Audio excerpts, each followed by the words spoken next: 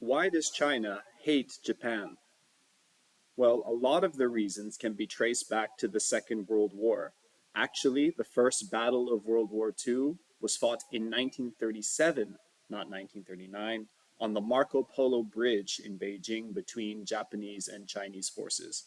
And this escalated into a full scale invasion of mainland China by the Japanese, culminating in one of the worst atrocities of the entire Second World War, the rape of Nanjing or the Nanjing Massacre, in which up to 300,000 Chinese civilians lost their lives.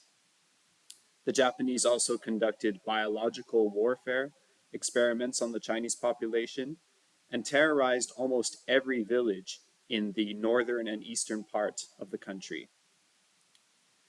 Now, the Second World War ended when the United States bombed Hiroshima and Nagasaki, forcing the Japanese to surrender, but China feels like they never got their fair reparations or even an apology from Japan.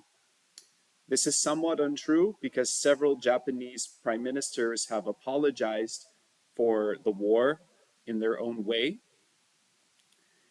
but there's still a lot of resentment among the Chinese population whenever disagreements with Japan come up.